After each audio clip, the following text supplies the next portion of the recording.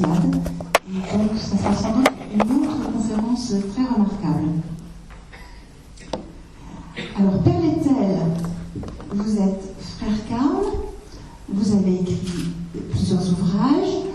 Ces ouvrages, d'ailleurs, seront à votre disposition pour les découvrir ou les acquérir à la sortie. Vous avez notamment écrit le dernier ouvrage, La lumière du Christ au cœur de l'Église, c'est bien ça, suite à une retraite que vous avez prêchée pour Benoît XVI. Aujourd'hui, vous habitez au Vatican et vous travaillez plus particulièrement à la cause des saints, c'est bien ça? Voilà. Donc je ne m'étendrai pas plus parce qu'il y aura beaucoup de propositions autour de Peggy dans les jours à venir.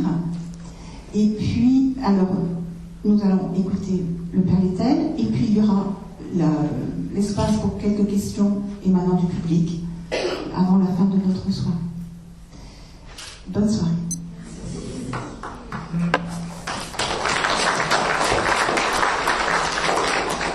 Merci beaucoup pour cette invitation, cher Monseigneur, chers amis. Donc nous sommes réunis à un moment tellement beau, tellement significatif, puisque c'est précisément, comme on le rappelait, le centenaire de la mort de Charles Péguy, donc à Villeroy, près de Meaux, avec ses soldats, donc un de ces morts de la Première Guerre mondiale. Et donc nous allons essayer de vivre cette soirée vraiment dans cette dimension peut-être la plus spirituelle, aussi la plus intérieure de Charles Péguy. Vous savez, donc c'est une figure tellement riche qu'on peut l'aborder de quantité de points de vue. Donc j'en parlerai bien sûr d'un point de vue plus théologique et spirituel. Et donc mon intention c'est ça, ce serait vraiment d'essayer d'entrer dans la profondeur de son âme, de son expérience spirituelle et aussi de sa réflexion. Et je voudrais tout de suite, justement dans cet esprit, commencer avec entrer dans la prière de Péguy. Dans une prière qu'il a écrite, donc dans prière à Notre-Dame de Chartres, donc c'est un texte de 1913, on peut dire vraiment quand toutes les dimensions de son expérience spirituelle sont déjà constituées. Donc je cite ce beau texte. Il est donc allé à Chartres et en particulier il prie pour un jeune qui était mort par un abus de stupéfiants. Donc on peut dire pratiquement qu'il s'était suicidé. Et alors voyons avec quelle confiance il le confie à la tendresse de Marie, la confiance de son salut, et comment ensuite il prie pour lui-même. Je cite. « Nous venons vous prier pour ce pauvre garçon qui mourut comme un sot au cours de cette année, presque dans la semaine et de vers la journée, où votre fils naquit dans la paille et le son. Ô Vierge, il n'était pas le pire du troupeau, il n'avait qu'un défaut dans sa jeune cuirasse, mais la mort qui nous pisse et nous suit à la trace a passé par ce trou qu'il s'est fait dans la peau. Le voici maintenant dedans votre régence. Vous êtes reine et mère et saurez le montrer. C'était un être pur, vous le ferez rentrer dans votre patronage et dans votre indulgence. Mère, le voici donc. Il était notre race, et 20 ans après nous notre redoublement. Reine, recevez-le dans votre amendement, où la mort a passé, passera bien la grâce. Et nunc et in hora.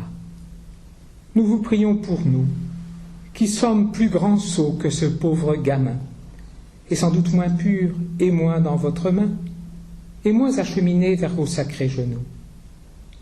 Nous ne demandons rien, refuge du pécheur, que la dernière place en votre purgatoire, pour pleurer longuement notre tragique histoire et contempler de loin votre jeune splendeur. Donc vous voyez, c'est une vraie prière. Et pour quelqu'un, d'un jeune donc, qui était mort dans des conditions dramatiques, vous voyez, mais cette confiance, dans cette manière de parler à Marie, confiance qui sera sauvé. Hein, vous voyez. Et puis pour lui-même aussi, c'est d'être... Oh, excusez-moi. Cette confiance Ça, c'est terrible, c'est la distraction, d'oublier d'éteindre les portables. Excusez-moi.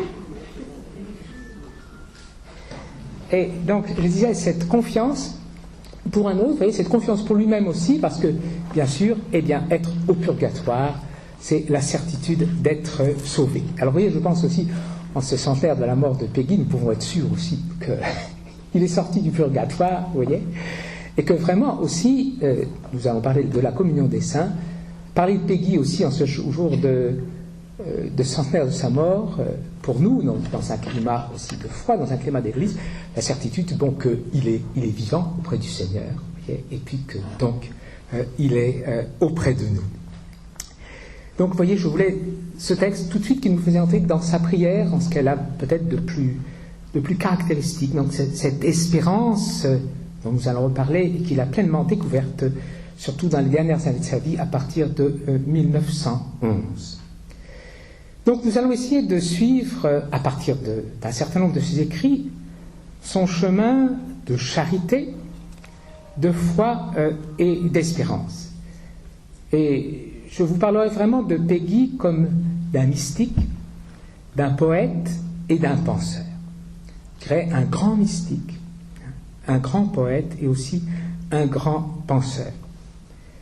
Je vous en parle parce que depuis très longtemps, depuis plus d'une quarantaine d'années, je n'ai cessé de cheminer avec lui. Je veux dire que Peggy est un des auteurs qui m'a le plus éclairé sur le mystère du Christ, sur le mystère de Marie, sur le mystère de l'Église, sur le mystère de la communion des saints. Donc dans ma thèse de doctorat, il y a plus de 25 ans, j'avais consacré les 3 derniers chapitres successivement à Jeanne d'Arc, Peggy et Thérèse de Lisieux.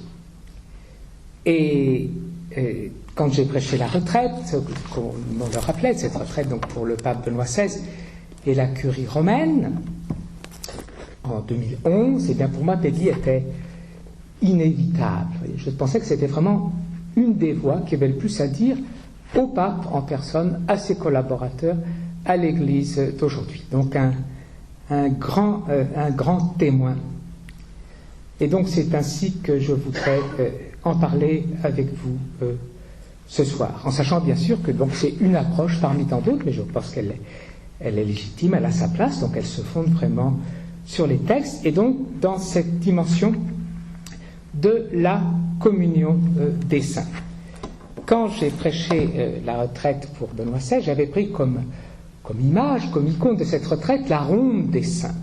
Un très beau tableau de Fra Angelico, le saint peintre, qui, dans un de ces tableaux, c'est un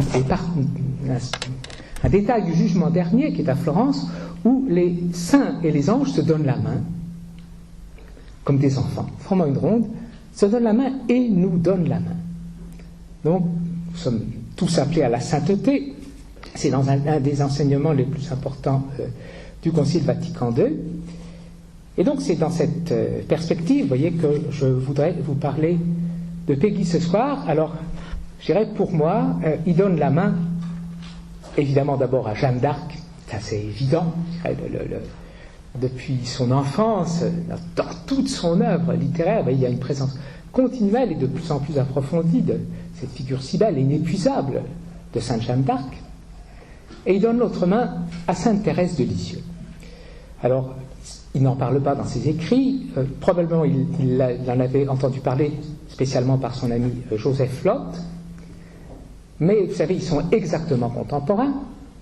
Donc, Thérèse est née le 2 janvier 1873 à Alençon. Peggy est née donc le 7 janvier de la même année. Et donc Thérèse est morte en 1897 à Lisieux, donc l'année même où Peggy publiait sa première Jeanne d'Arc. Donc Jeanne d'Arc, en quelque manière, on peut dire étant comme le trait d'union entre Peggy et Thérèse de Lisieux. Alors nous allons justement partir, on va suivre une sorte d'itinéraire à partir des œuvres de Peggy. Et bien sûr, il faut toujours remonter à la première Jeanne d'Arc, donc ce drame en 3 pièces, première grande œuvre poétique qui est comme le fondement de toutes les autres.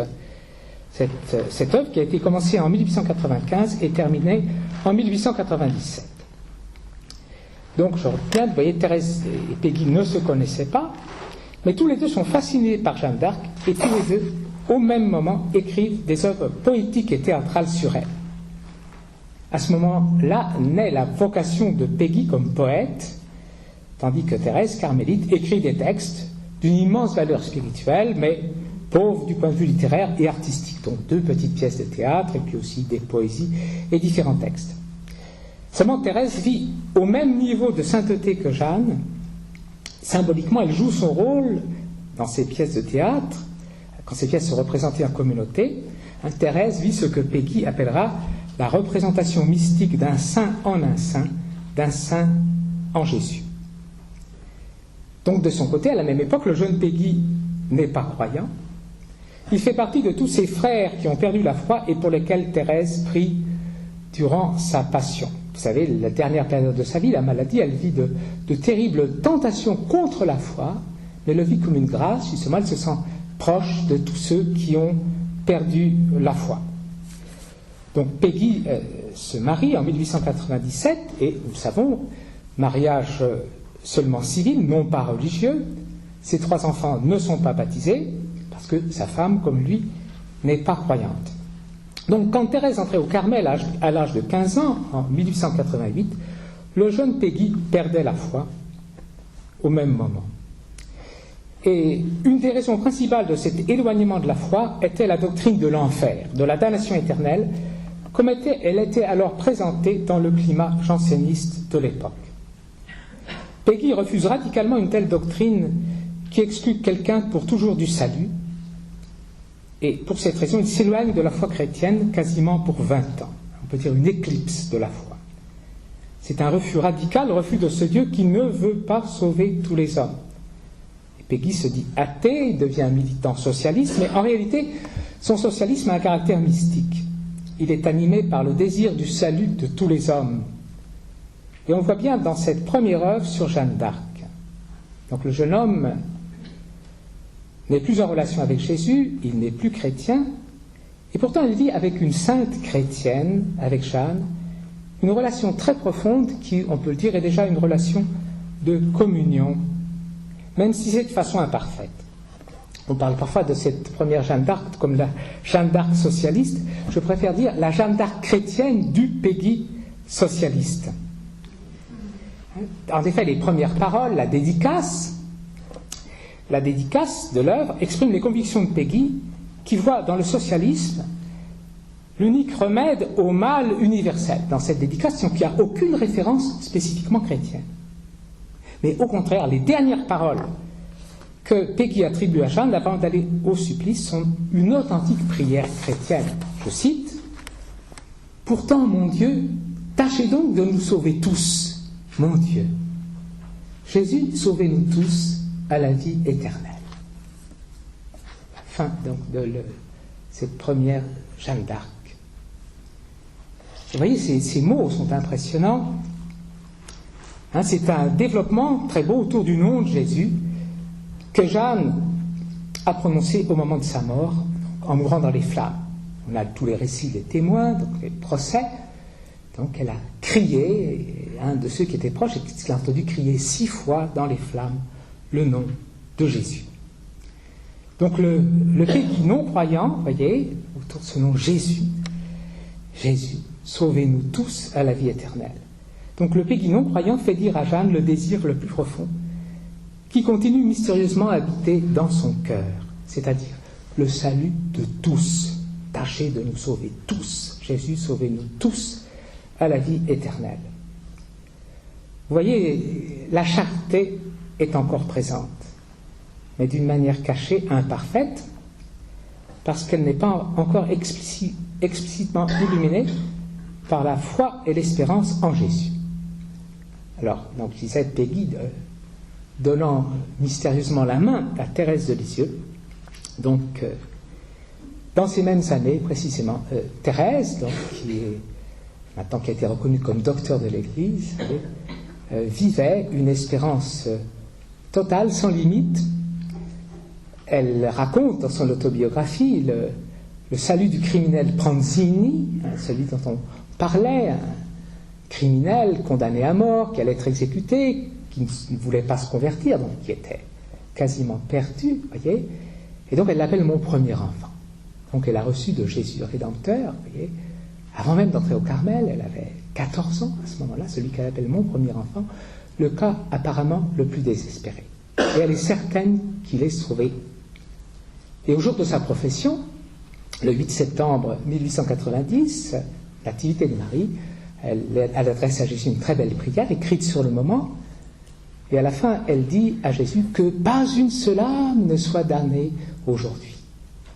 Et elle ajoute, Jésus, pardonne-moi si je dis des choses qu'il ne faut pas dire, je ne veux que te réjouir et te consoler.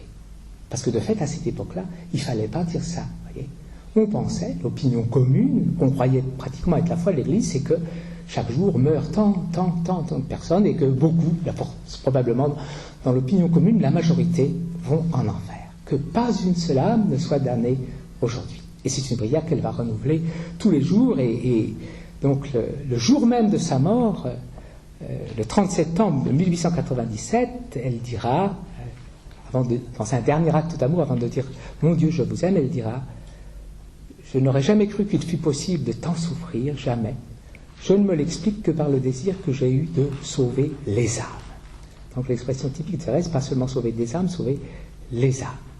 Vous voyez ce désir du salut de tous. Alors revenons à Peggy, donc dans cette première Jeanne d'Arc.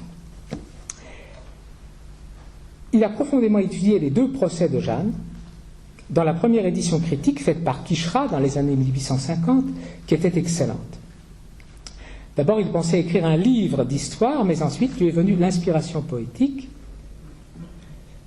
en contact avec la vie intérieure de Jeanne. C'est très intéressant, il y a des lettres de Peggy de cette époque-là, voyez. L'histoire de cette vie intérieure. Vous voyez, cet auteur qui se dit athée, mais qui est fasciné par la vie intérieure, qui veut écrire l'histoire de cette vie intérieure, et là, il sent que le discours prosaïque, disons historique, universitaire, ne suffit plus, et donc il va préférer le langage poétique, le drame et le vers. Et vous voyez, c'est très très intéressant parce que, alors pour moi aussi, toujours dans ce dialogue avec les différents saints, dans cette ronde des saints, Saint Jean de la Croix, le docteur mystique, donc qui avait étudié la théologie à l'université, à Salamanque, mais pour exprimer sa propre expérience mystique, il va choisir la poésie. Et donc c'est un des plus grands poètes de la littérature espagnole. Et ensuite il va les commenter. Donc vous voyez, on peut dire que la vocation poétique de Peggy qui naît au contact de l'expérience mystique de Jeanne d'Arc. Et donc il y aura bien sûr ensuite toutes ces œuvres en prose, de caractère historique et aussi philosophique. Et on sait pour Peggy, la grande référence philosophique, c'est Henri Bergson. Alors, dans la première partie de ce drame de Jeanne d'Arc, de 1897, Peggy imagine un dialogue entre Jeanne et une religieuse, Madame Gervaise. Il faut rappeler que ce dialogue est une pure invention, sans aucun fondement dans les sources historiques de Jeanne, mais il exprime le grand problème de Peggy, qui sera résolu seulement avec la découverte de l'espérance, c'est-à-dire avec le Porche de la deuxième vertu, en 1911. Au fond, c'est un dialogue entre la foi, personnifiée par Madame Gervaise, et la charité personnifiée par Jeanne. Et ce dialogue concerne précisément le problème, ou plutôt le scandale de l'enfer. Chez Jeanne, la charité refuse l'enfer, que la foi de Madame Gervaise affirme au contraire. Vous voyez, le refus, on ne peut pas se résigner à la mort éternelle ou qui que ce soit.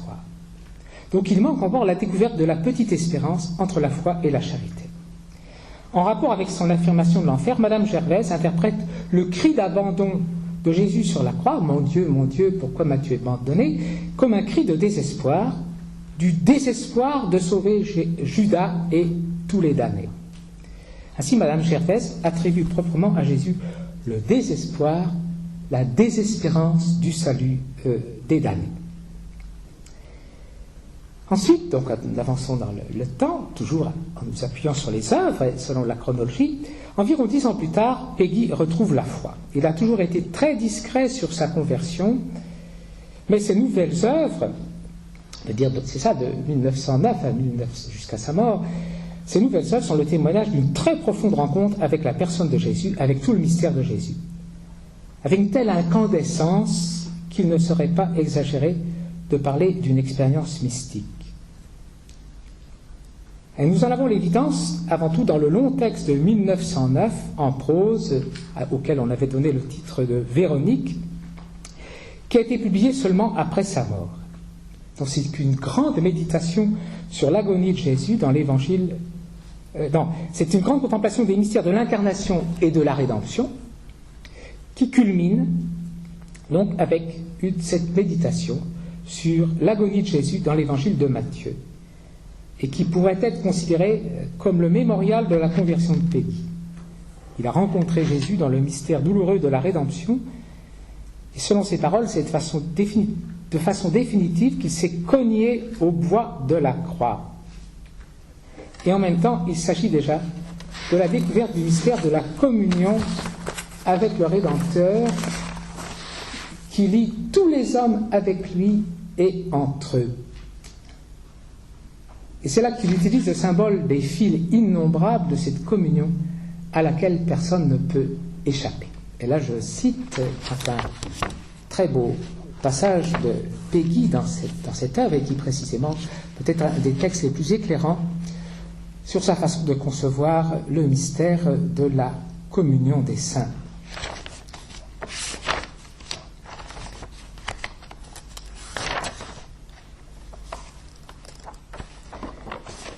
Des fils innombrables lient tout être à Jésus, à l'être de Jésus, à l'être Jésus. Des fils innombrables, des fils invisibles, des fils éternels, des fils infinis, des fils mystérieux.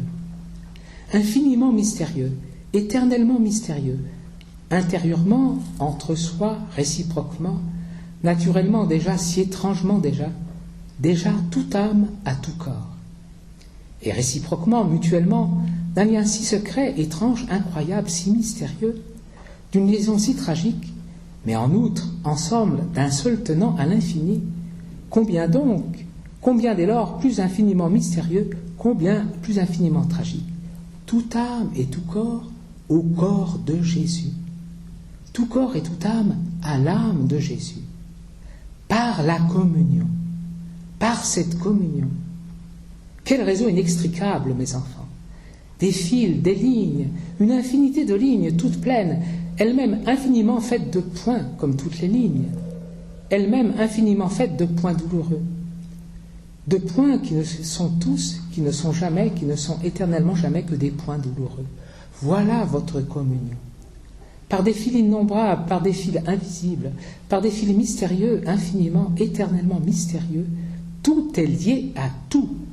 Vous êtes liés à tous et à tout, et réciproquement, mutuellement. Ce sont des enchevêtrements, des entrecroisements sans fin. Voilà ce que c'est que votre communion. C'est un système qui fonctionne, qui travaille à plein, sans aucun vide, sans aucun manque. Et même parmi les systèmes du plein, dans tous les autres systèmes du plein, ni même sans tourbillon, ni aucun système de tourbillonnement. Voilà votre communion. Tout est plein et en même temps, ensemble, tout fonctionne, tout travaille, tout joue directement, personnellement. Tout atteint directement, personnellement. Tout est lié à tout et à tous et réciproquement, mutuellement. Mais tout est ainsi lié directement, personnellement. Tout est lié à tout et à tous, entre soi et ensemble. En même temps, tout cela est lié au corps de Jésus. Réciproquement, mutuellement, directement, personnellement. Il y a un retentissement plein de tout sur tout et dans la personne de Jésus. Voilà. Il y a un texte dans le plus pur style de Peggy, vous voyez, mais d'une puissance, voilà. La communion, telle que Peggy la conçoit, vous voyez, qui relie, on peut dire tous les genres humains, tous les hommes, entre eux, parce qu'ils sont reliés personnellement à Jésus. Alors, la manière de parler là aussi on voit dans cette œuvre, dans cette première grande œuvre chrétienne de Peggy, toute la lumière de la foi. La première encyclique du pape François, qui sans doute a été écrite par le même certainement écrite par le pape Benoît, Lumen Fidei, la lumière de la foi. Et donc, sa manière de parler de Jésus, vous voyez, c'est toute la foi chrétienne, toute la foi catholique. Vous voyez, par exemple, dans la même œuvre, comment il parle de Jésus, vrai Dieu et vrai homme, sa divinité et son humanité. Il y a deux moitiés, pour ainsi dire, dans ce mécanisme.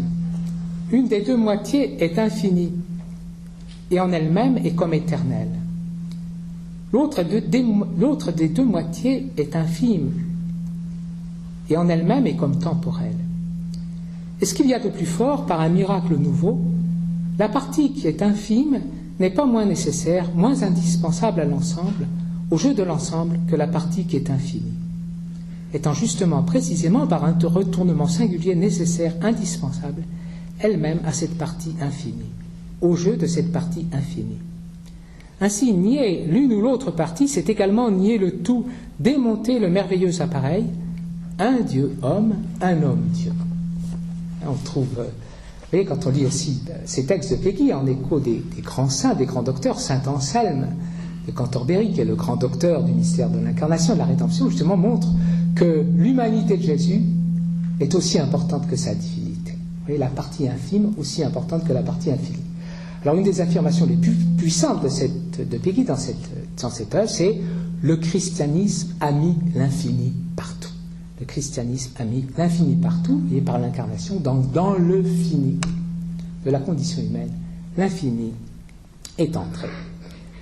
Donc on peut citer encore quelques autres beaux passages. Dans cette œuvre, Péguy va beaucoup déjà insister sur l'importance de la vie cachée. De la vie cachée de Jésus, qui sera l'espace privilégié de l'imitation.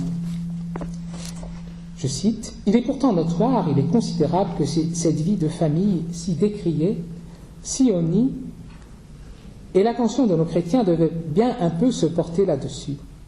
Il est considérable que ce soit cette vie de famille, si de toutes parts enfoncée, engagée dans le siècle que Jésus ait choisi, qu'il ait élu entre toutes pour la vivre, qu'il ait effectivement, qu'il ait réellement, qu'il ait historiquement vécu pendant les 30 premières années de son existence terrestre. Les seuls 30 qui comptent comme exemple, comme modèle, comme matière à l'imitation, puisque ce sont les seules 30 années de sa vie d'homme, pour ainsi dire, de sa vie d'homme ordinaire, les seules 30 années où il a vécu en homme ordinaire, en simple enfant, en enfant ordinaire, en adolescent ordinaire, en jeune homme ordinaire, en homme ordinaire enfin, en simple enfant, en simple homme comme nous. Les trois autres années ensuite, c'est autre chose. Mais pendant ces 30 années, il était un homme privé, comme nous tous, un simple particulier. Il vivait de la vie de famille, homme imitable et à imiter, vir imitabilis atque imitandus. Il travaillait de ses mains dans la maison de son père. Nous avons la certitude que c'était un bon ouvrier. Charpentier, il travaillait de son métier de charpentier dans la maison de son père charpentier, patron des charpentiers. Vous voyez l'insistance donc sur la partie cachée, la partie humble, la vie de famille, le travail. Là, il peut être... Je crois qu'il y a un problème pour le son, parce que... voilà, si on pouvait le régler.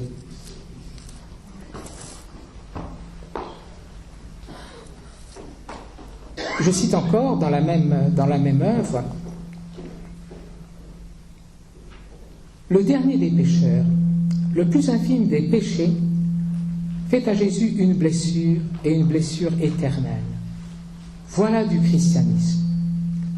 Et moi, l'histoire, dans ma longue histoire, je ne fais rien, je ne commets rien qui n'intéresse comme physiquement, comme naturellement Jésus. Je ne commets temporellement rien qui ne s'insère comme physiquement dans le corps même de Dieu. Voilà, mon ami, voilà du christianisme. Voilà du christianisme et du vrai. Le chrétien est profondément humain. Il est même absolument tout ce qu'il y a de plus humain, de plus profondément humain, puisqu'il est le seul qui ait mis l'humanité au prix de Dieu. L'homme, le dernier des pauvres, le plus misérable des pécheurs, au prix même de Dieu. Il est donc ainsi entré au cœur même de toute l'humanité, Il est littéralement la hache au cœur du bois, la hache au cœur de l'arbre, la hache au cœur du chêne. Vous voyez, et Peggy va insister donc sur dans ce mystère de la communion du saint et du pécheur. Le pécheur n'est pas moins chrétien que le saint.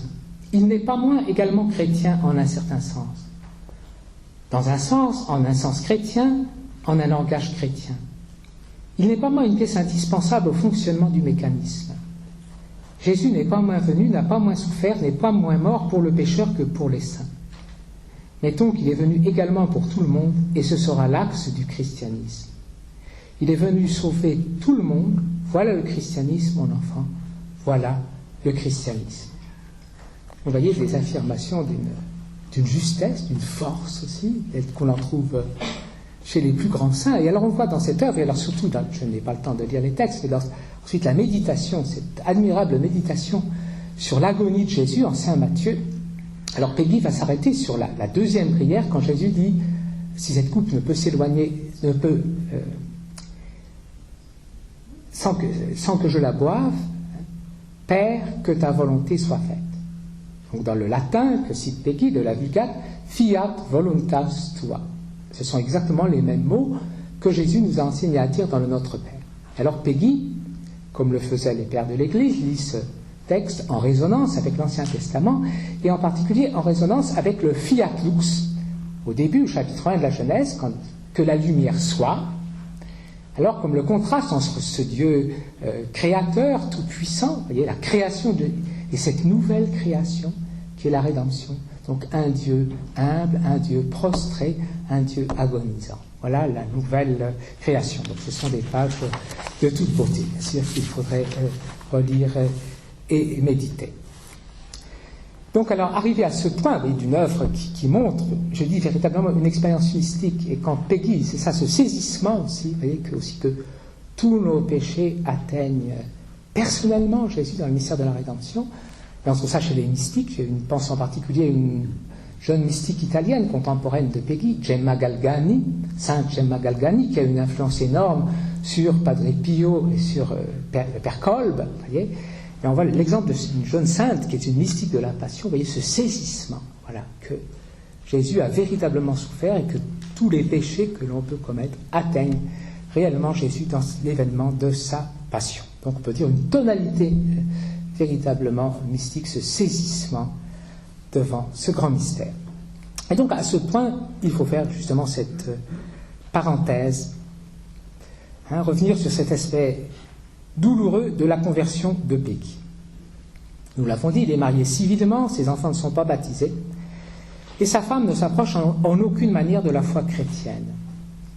En conscience, Peggy ne veut imposer ni le mariage religieux, ni le baptême des enfants, et ainsi il demeure apparemment un chrétien marginal dans une situation irrégulière qui ne lui permet pas de recevoir les sacrements de l'Eucharistie et de la confession. Donc son fils, Pierre Peggy, dans l'introduction des œuvres complètes, lui penserait que probablement il aurait communié le jour de l'Assomption, 1914, avant sa mort, mais il dit ça n'est pas historiquement certain. Vous voyez, mais je dirais, au fond, ça n'est pas essentiel quand on voit aussi la beauté de ce qu'il écrit sur la liturgie, sur l'Eucharistie. Et donc sur ce point, Peggy va rencontrer l'incompréhension de ses amis catholiques, spécialement du jeune Maritain, lui est aussi converti, et leur amitié se brisera. Et alors je pense que c'est un fait que si, et ça je l'ai dit, vous voyez, quand j'ai fait donc une conférence sur Charles Peggy devant Benoît XVI et la curie romaine, j'ai insisté sur ce point. Vous voyez qu'un catholique apparemment marginal peut être en réalité véritablement au cœur du mystère, vivre une expérience de charité, de foi et d'espérance. Alors ce qui est admirable aussi, c'est que Peggy n'a aucune des étroitesses communes du catholicisme de son temps.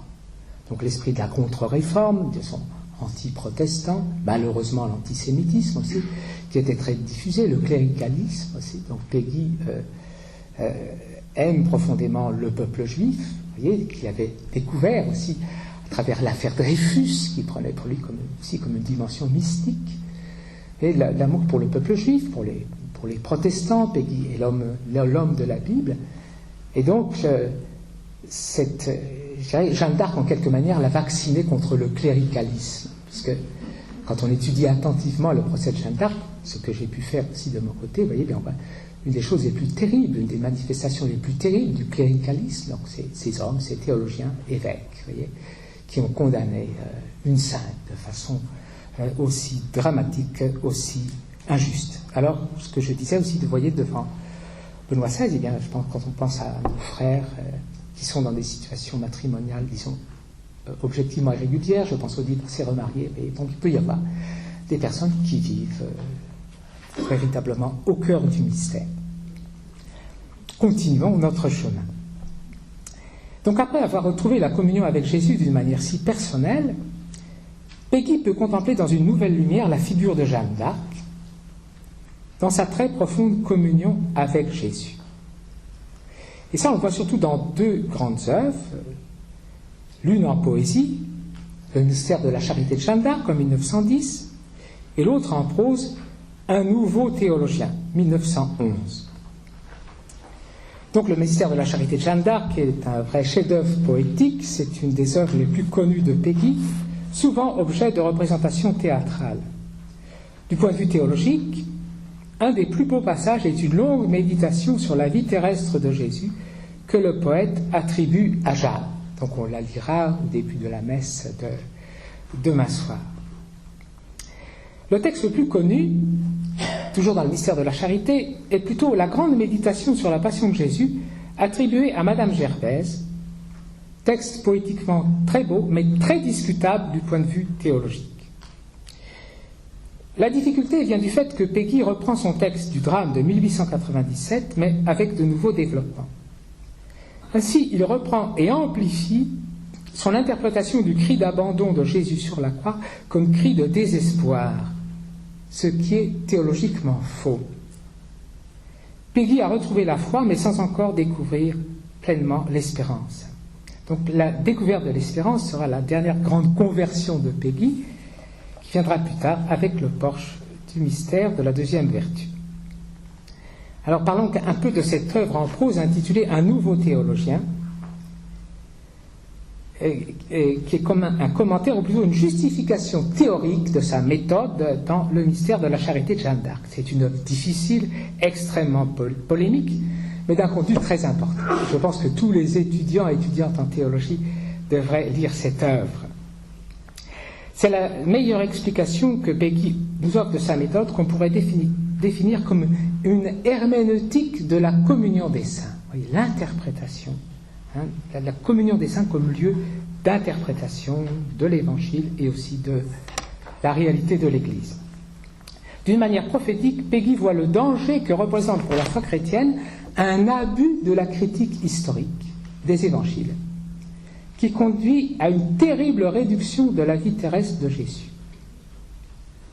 L'affirmation centrale de Peggy dans cette œuvre est comme un cri « Jésus nous appartient tout entier ». De même que dans l'autre, on avait le christianisme a mis l'infini partout, là l'affirmation centrale « Jésus nous appartient tout entier ». Et ces paroles entrent en résonance avec celles de saint Jean de la Croix qui disait « Dieu lui-même est à moi et pour moi, parce que le Christ est à moi et tout entier pour moi ». Et justement, Peggy refuse toute forme de réduction du mystère de Jésus au nom de la science historique, d'un abus de la science historique, qui ferait tomber, selon son expression, ou ses paroles, ou les événements de sa vie, et spécialement son enfance et sa vie cachée. Dans la communion de l'Église et des saints avec Jésus, nous avons accès à toute la profondeur de son cœur.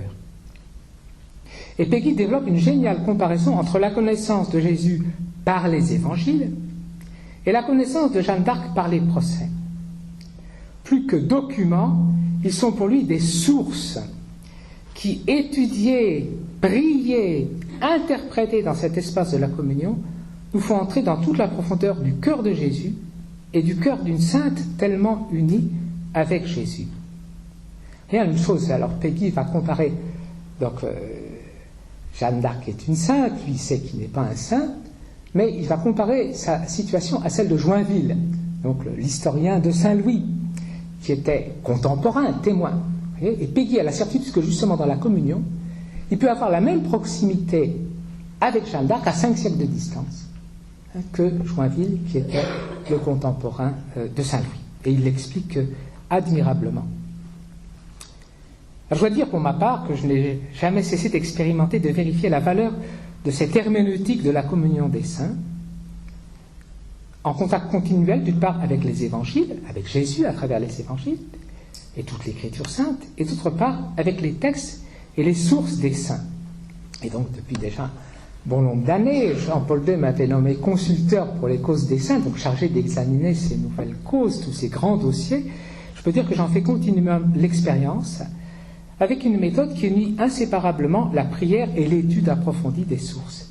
Et à un certain moment, je vis cette expérience merveilleuse d'entrer vraiment dans le cœur d'un serviteur ou d'une servante de Dieu. Alors on peut citer quelques passages de cette œuvre, donc ce nouveau théologien, une œuvre donc véritablement importante, vous voyez, je crois d'une très très grande actualité.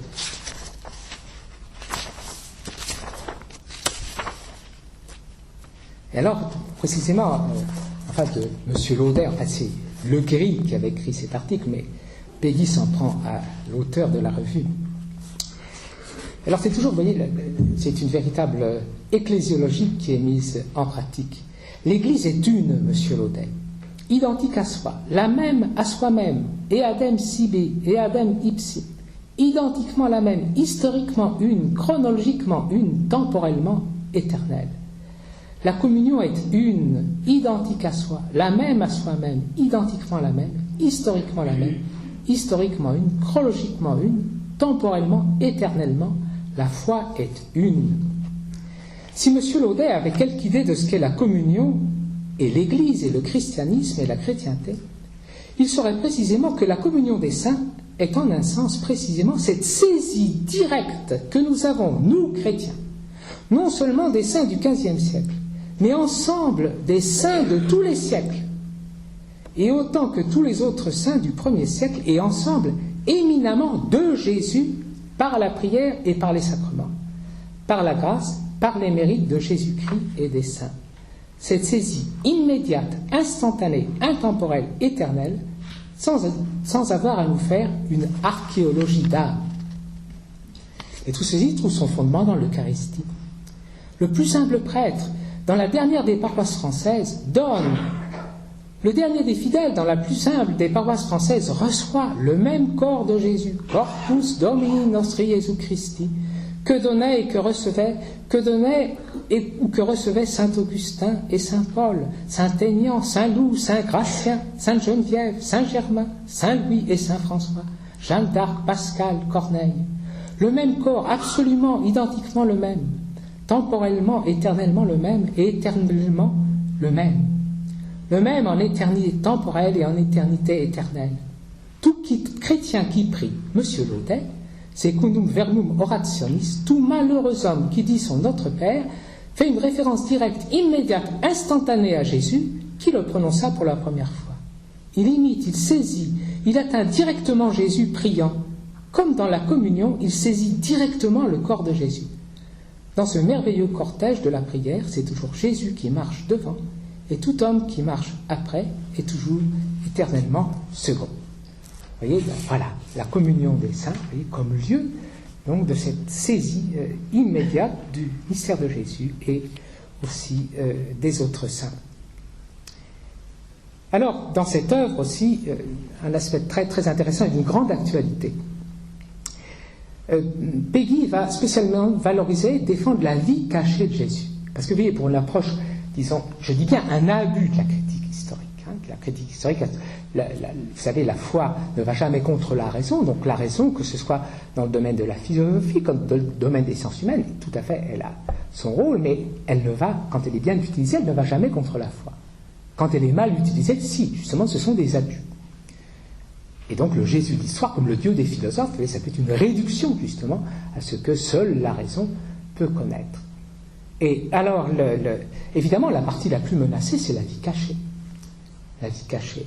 Or, Peggy va montrer que c'est précisément le lieu d'intégration des pauvres, des petits, des malades. Vous voyez, notre pape François, il faut relire ce texte admirable, Evangelii Gaudium, la joie de l'évangile, la théologie du peuple, la théologie des pauvres et des petits. Alors Peggy, là, vous voyez, va défendre, face à un christianisme finalement assez bourgeois, assez superficiel, mondain. Vous voyez, le pape François, je dirais, son grand ennemi, c'est la mondanité. Il nous met tous en garde contre la mondanité culturelle, la mondanité ecclésiastique, la mondanité universitaire. Alors je dirais vraiment, Peggy, c'est l'anti-mondanité, vous voyez, dans toute sa splendeur.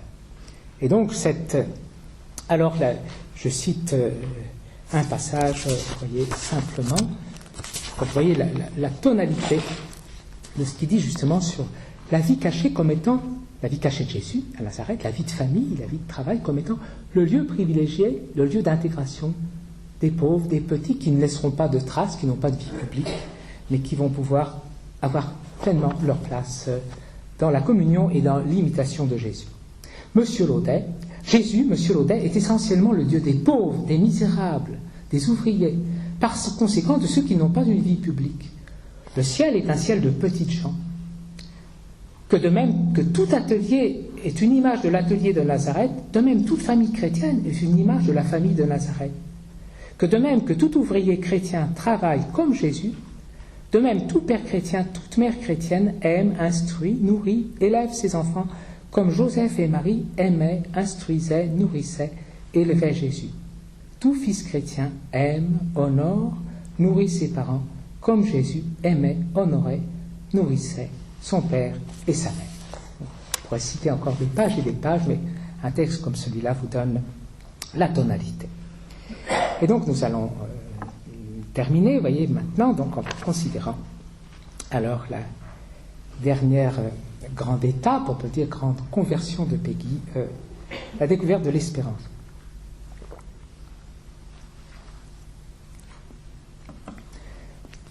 Donc, nous parlons maintenant du porche du mystère de la deuxième vertu en 1911. C'est une des plus belles œuvres poétiques de Peggy. La deuxième vertu est évidemment l'espérance, entre la première, qui est la foi, et la troisième, qui est la charité. Ainsi, au début, nous trouvons la belle expression symbolique des trois sœurs, et maintenant, Peggy découvre l'importance de cette petite espérance qui se cache entre ces deux grandes sœurs, alors qu'en réalité, c'est elle qui les fait avancer. Mais le lieu de cette découverte de l'espérance est révélé dans la suite, au cœur donc, de ce porche du mystère de la deuxième vertu. Donc le cœur de l'œuvre, c'est une longue prière à Marie. La prière d'un père de famille qui donne à Marie ses trois enfants malades en un moment de grande souffrance sur le bord du désespoir. C'est évidemment le témoignage personnel du poète. Les trois enfants dont parle le texte ont les mêmes prénoms que les enfants de Peggy, Pierre, Marcel et Geneviève. Et nous savons que le poète traverse un moment très difficile de sa vie avec la tentation du désespoir et même du suicide. La prière à Marie dans cette situation de grande souffrance, si près de la croix de Jésus, et ça c'est l'expérience, j'ai étudié beaucoup de saints, de mystiques, vous voyez, souvent la rencontre la plus profonde avec la Vierge Marie, elle est vécue dans les plus grandes épreuves. Un grand spirituel qui est en voie de béatification, qui est déjà vénérable, le Père Marie-Eugène de l'Enfant Jésus, Carme, a une très belle expression. La lumière de la Vierge ne brille jamais plus douce que dans les ténèbres. La lumière de la Vierge ne brille jamais plus douce que dans les ténèbres. Là, c'est l'expérience que décrit Charles Peggy dans cette œuvre. Donc la souffrance d'un père de famille dont les enfants sont gravement malades, pourrait même mourir. Donc on peut parler, alors dans cette expérience, il va la vivre comme une merveilleuse rencontre avec Marie qui a comme fruit principal la découverte de l'espérance. On pourrait parler d'une expérience spirituelle de la maternité de Marie et même d'une expérience mystique que l'on peut interpréter à la lumière des saints, spécialement Saint Louis-Marie de Montfort, le grand auteur en ce qui concerne la Vierge Marie, mais aussi Thérèse de Lisieux et Jean-Paul II. À mon avis, vous voyez, moi, dans ce que j'ai pu voir de Peggy, il y a deux textes où il y a clairement une expérience qu'on peut dire une expérience mystique, celui dont j'ai parlé dans Véronique, c'est l'homme qui s'est cogné au bois de la croix, la rencontre avec le Rédempteur, un peu comme Saint Paul sur le chemin de Damas, et un autre texte vraiment, une expérience du même niveau, alors la rencontre avec la Vierge Marie et en elle la découverte de l'espérance. L'expérience racontée par Peggy est proprement celle de la réciprocité du don. Saint Louis-Marie de Montfort écrivait « Marie se donne tout entière à celui qui lui donne tout ». Pour le père de famille, donner totalement ses enfants à Marie est encore plus que se donner lui-même. Le totus tuus devient ici toti tui. Je suis tout à toi, ils sont tout à toi. Ce dont est la première partie de la prière, il y a des pages et des pages, donc une longue prière, le début, donc c'est une prière très forte, un peu violente, même comme certains psaumes. Et alors, après cette offrande, le climat spirituel change complètement, parce que elle, Marie, répond avec le don d'elle-même, comme toute espérance. Suit alors une longue et très belle section dans la contemplation d'elle qui a pris les enfants dans ses bras, qui l'a déchargé, voyez, et qui se manifeste dans toute sa beauté, qui est proprement celle de l'espérance, pure et jeune comme l'espérance. Tandis que lui, le père de famille, est tout heureux de voir ses enfants dans les mains maternelles de Marie, et encore plus heureux de découvrir en elle le visage indiciblement beau de l'espérance. Je cite, donc dans ce texte, « Il a remis ses enfants reposés entre les bras de la Sainte Vierge, et il s'en est allé les bras ballants, il s'en est allé les mains vides, lui qui les avait remis, comme un homme qui portait un panier, et qui n'en pouvait plus et qui avait mal aux épaules, et qui a posé son panier par terre, ou qui l'a remis à une personne.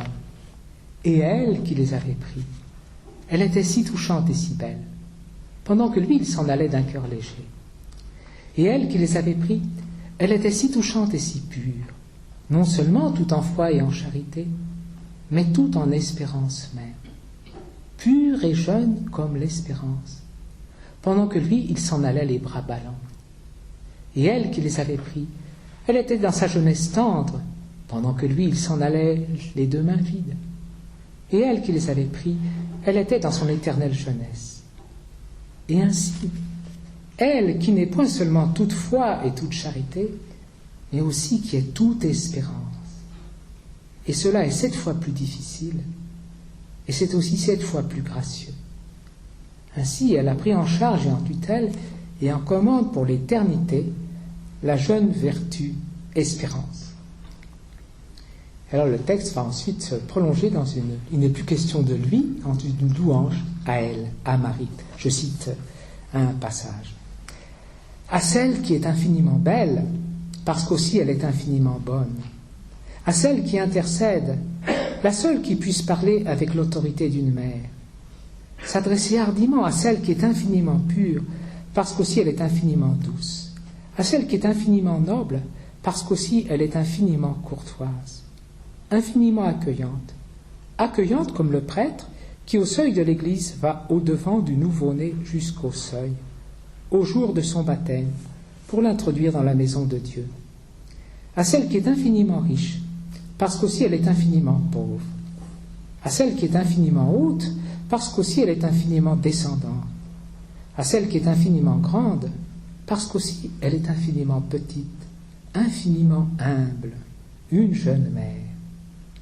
À celle qui est infiniment jeune, parce qu'aussi elle est infiniment mère. À celle qui est infiniment droite, parce qu'aussi elle est infiniment penchée. À celle qui est infiniment joyeuse, parce qu'aussi elle est infiniment douloureuse. 70 et 70 fois douloureuse. À celle qui est infiniment touchante, parce qu'aussi elle est infiniment touchée. À celle qui est toute grandeur et toute foi, parce qu'aussi elle est toute charité. À celle qui est toute foi et toute espérance, et toute foi et toute charité, parce qu'aussi elle est toute espérance.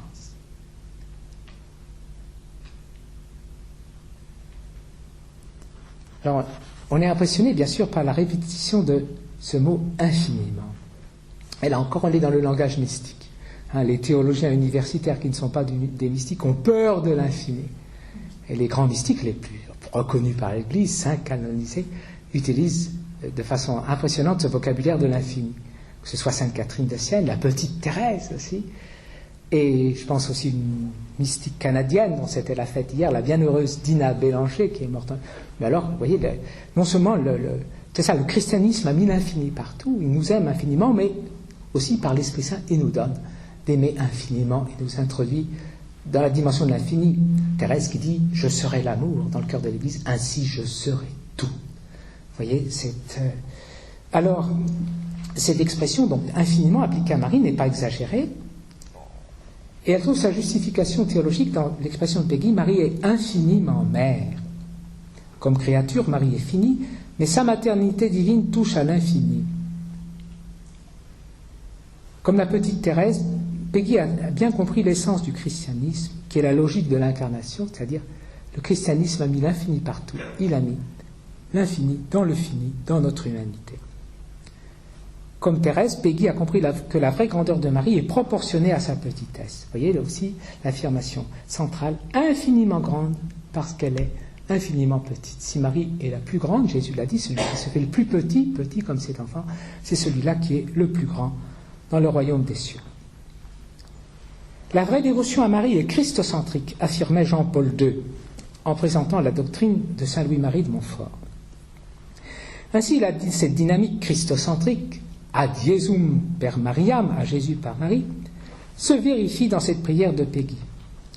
L'espérance qui remplit le cœur de Marie a sa source dans le cœur de Jésus, sauveur et bon pasteur. Et c'est ainsi que, dans cette même louange à Marie, naît le grand thème qui sera progressivement développé dans les pages suivantes, c'est-à-dire le thème de l'espérance de Jésus. Je cite, « À celle qui est la plus imposante, parce qu'elle est aussi la plus maternelle. À celle qui est infiniment blanche, parce qu'elle est aussi la mère du bon pasteur, de l'homme qui a espéré. Et il avait bien raison d'espérer, puisqu'il a réussi à rapporter la brebis. »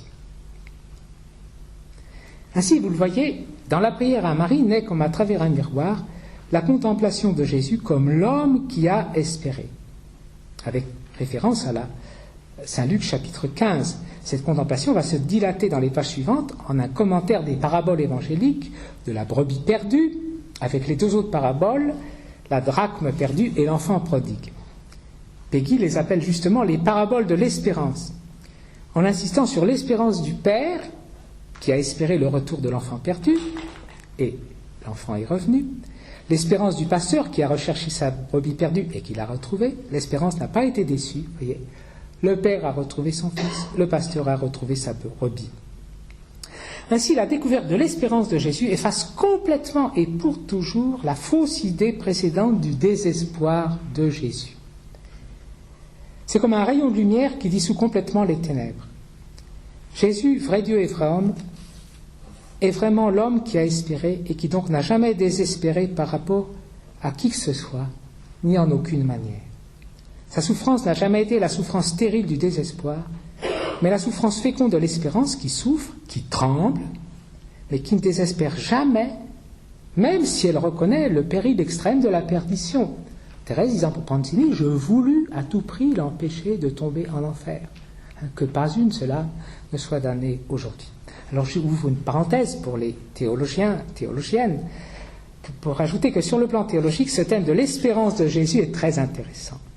Il serait étudié en dialogue avec la christologie de saint Thomas et la christologie contemporaine. Tous sont d'accord pour affirmer la pleine charité de Jésus, mais non pas en ce qui concerne la foi de Jésus.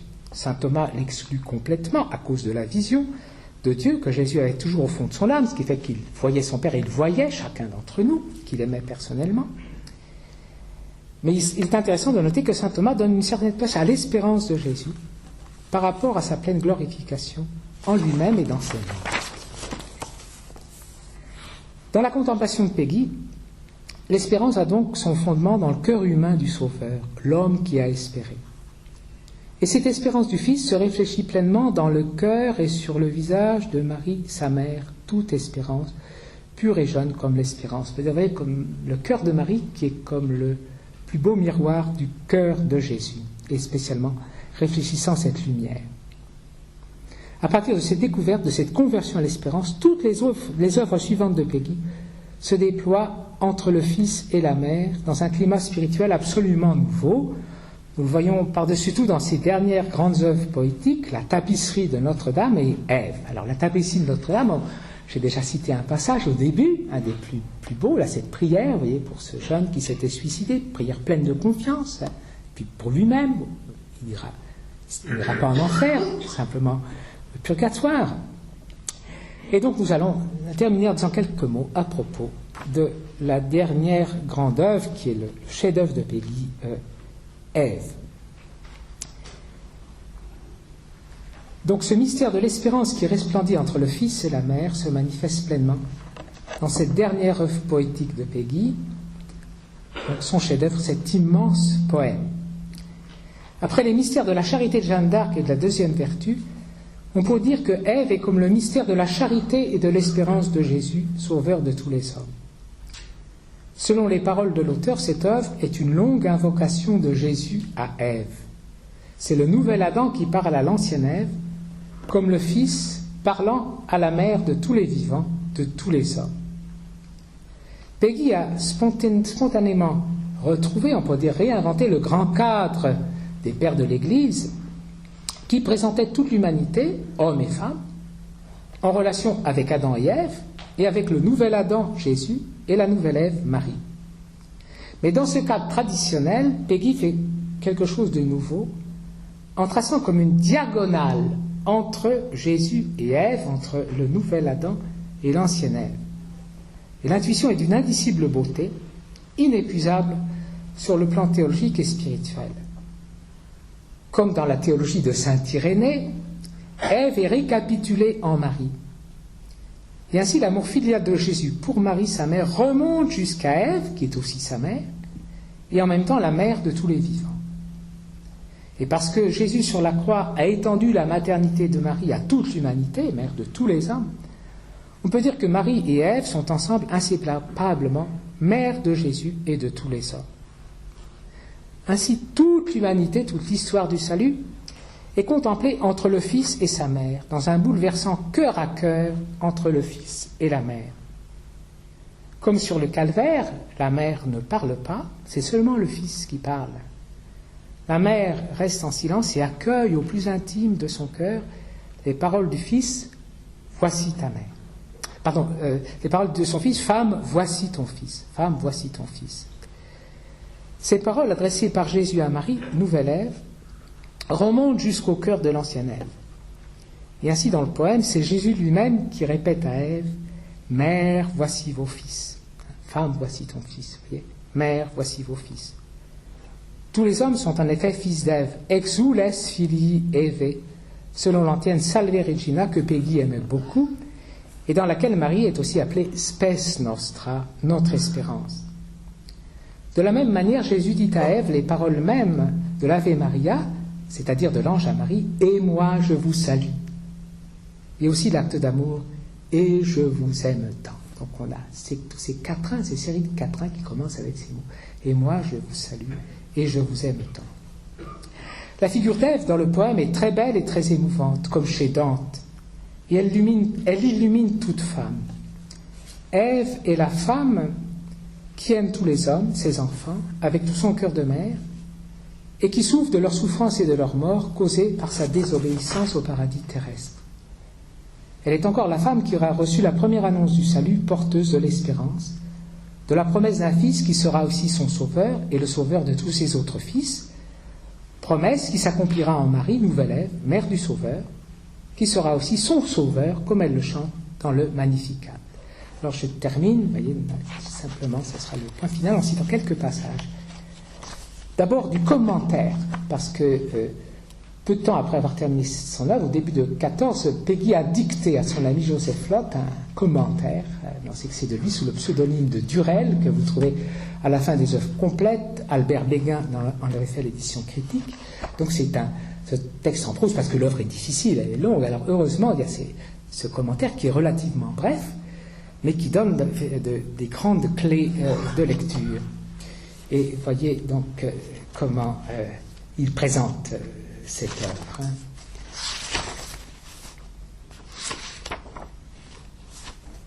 Ève, Jésus parle.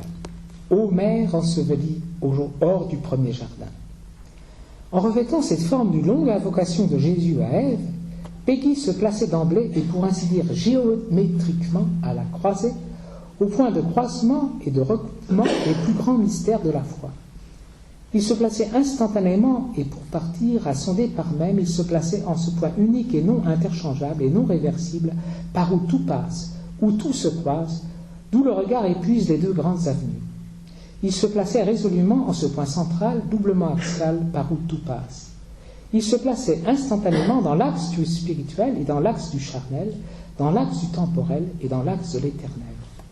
Ils se donnaient ensemble le maximum d'hommes et pour ainsi dire le maximum de Dieu, et verbum caro factum est, c'est-à-dire qu'ils se plaçaient au cœur même de l'incarnation. Alors citons quelques-uns de ces quatrains, vous voyez, avec introduits par ces mots et je vous aime tant et moi je vous salue. Quelques beaux exemples.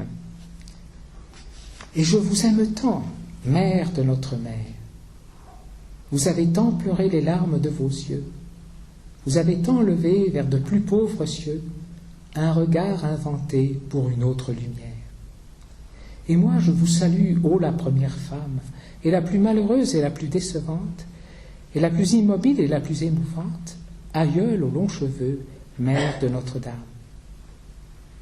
Et moi je vous salue, ô vainement vivante, et vainement offerte à de pauvres malheurs, et la plus soucieuse et vainement savante, et la plus douloureuse après les 7 douleurs. Vous voyez, ces strophes sont très belles parce qu'on voit la superposition entre Ève et Marie.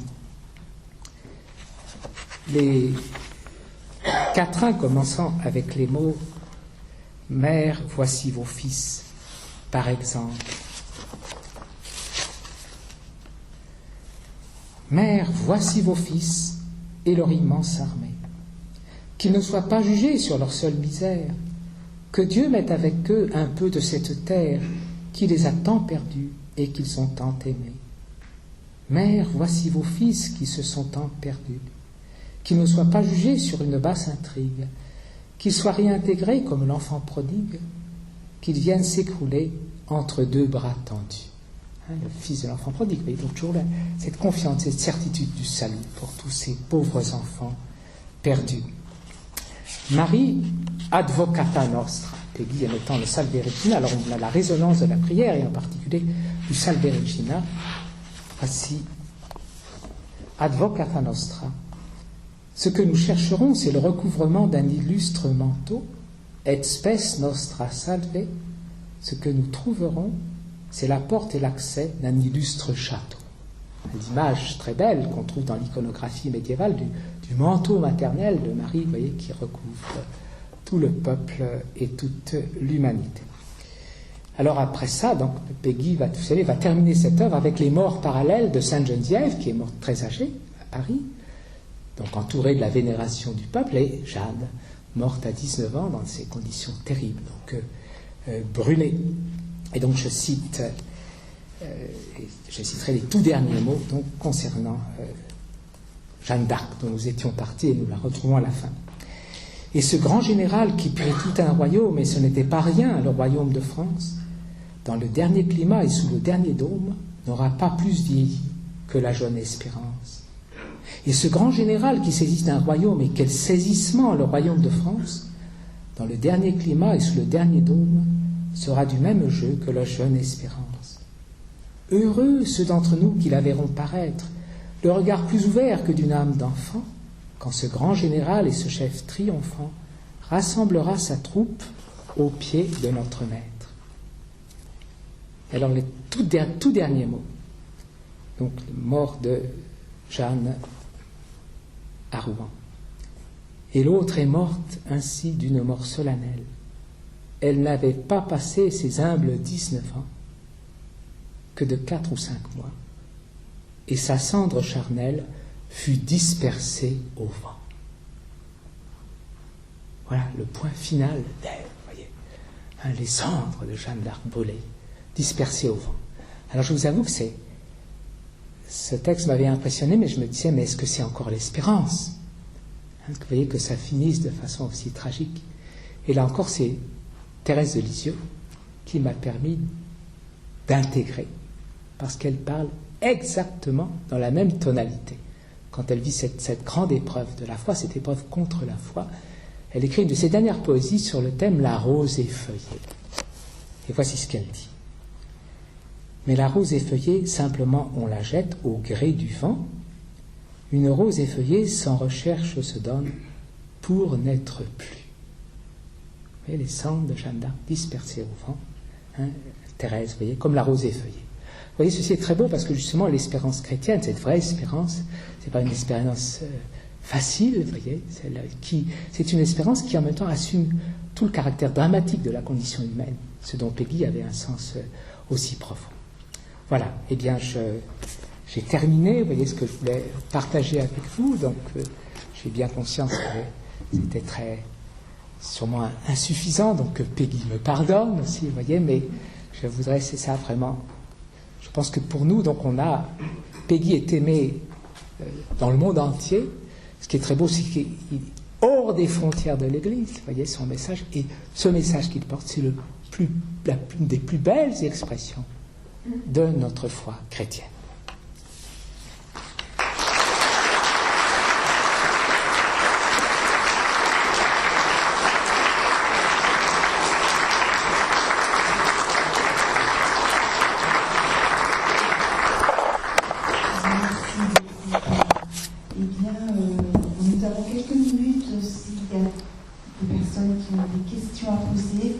Par contre, nous n'avons pas de micro sans fil, donc je vous propose de vous lever, peut-être de vous présenter et de poser votre question.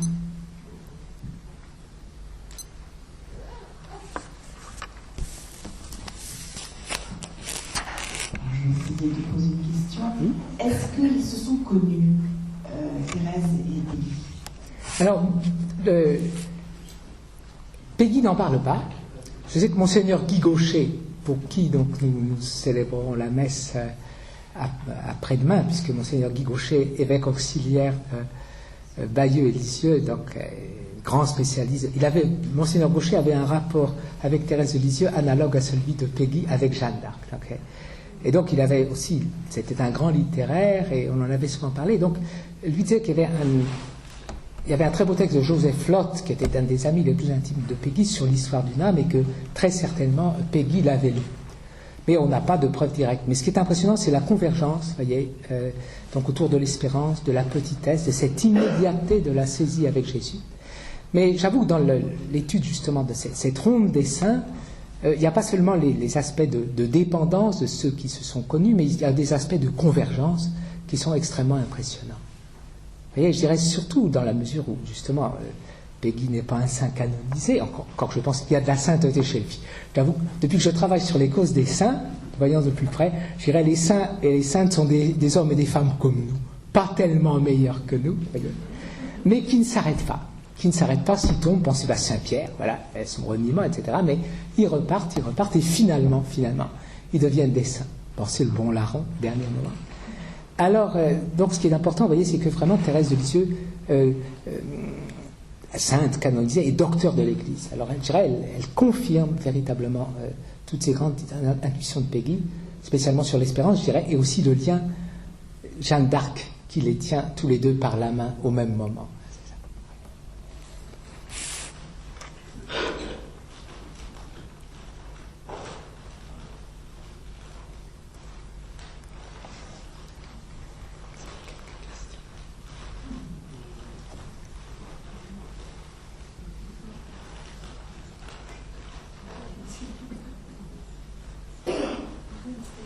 Oui.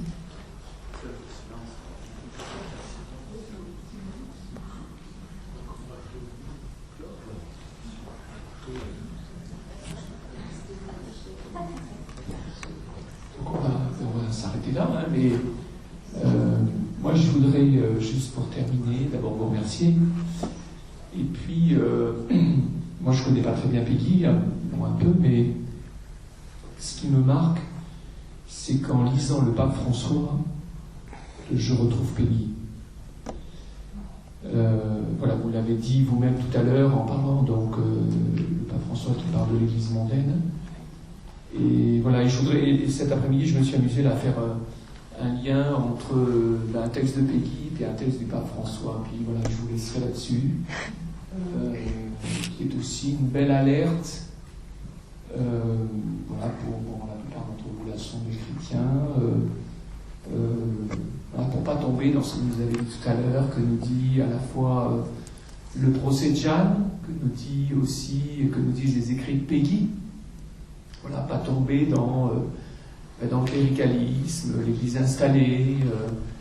Voilà, et là, c'est plutôt autour des habitudes. Voilà, le pape François parlant des chrétiens habitués, et bien sûr, vous connaissez, il y a aussi ce texte de Peggy, voilà, parlant aussi des chrétiens habitués. Je mets mes lunettes.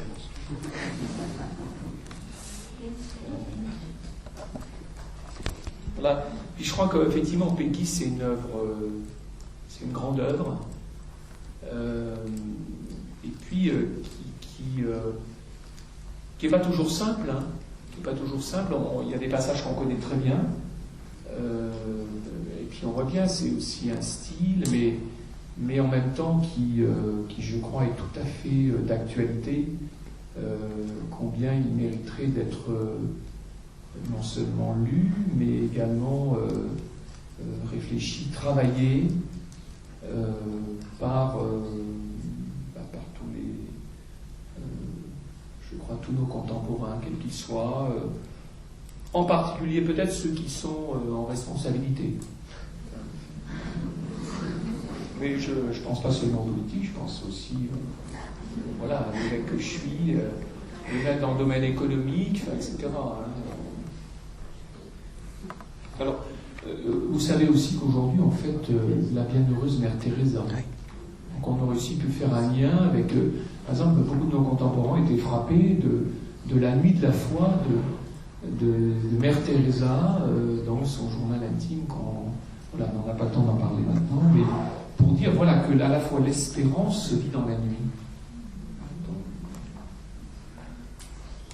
Voilà, donc Peggy qui parle de l'âme habituée, de la grâce qui remporte des victoires inespérées dans l'âme des plus grands pécheurs. Voilà, donc ça rejoint ce que vous avez dit, cette formidable intuition de Peggy, alors que dans une société marquée par le jansénisme, comme vous l'avez dit, la contre-réforme, etc., Peggy, voilà, qui découvre, non, Jésus, il est venu pour tous, quoi, et pour sauver tous les hommes. La grâce qui remporte des victoires inespérées dans l'âme des plus grands pécheurs reste souvent inopérante sur les plus honnêtes gens. Ils n'ont point de défaut. Leur peau de morale leur fait une cuirasse sans faute. Sur la cuirasse de l'habitude, tout glisse. Il y a quelque chose de pire que d'avoir une âme même perverse. C'est d'avoir une âme habituée. Or, voilà, plus loin il dit, celui qui n'est pas tombé, voilà, qui n'a pas fait la découverte finalement même d'être un pécheur, celui qui n'est pas tombé ne sera jamais ramassé. Et alors, vous allez voir maintenant ce que dit le pape François. Je préfère une église accidentée, blessée et sale, pour être sortie par les chemins, plutôt qu'une église malade de la fermeture et du confort, de s'accrocher à ses propres sécurités. Alors, le souhait que nous anime la peur de nous renfermer dans les structures qui nous donnent une fausse protection, dans les normes qui nous transforment en juges implacables, dans les habitudes où nous nous sentons tranquilles, alors que dehors il y a une multitude affamée, et Jésus qui nous répète sans arrêt « Donnez-leur vous-même à manger ». Voilà la joie de l'Évangile, Evangelii Gaudium, paragraphe, si vous voulez aller chercher, paragraphe 49. Et vous verrez, je viens de faire une lettre pastorale pour le diocèse, une lettre de rentrée, et vous trouverez cette citation dans cette lettre de rentrée. Vous voyez donc l'influence de Peggy qui va jusque dans la lettre de rentrée d'un pauvre évêque d'Orléans.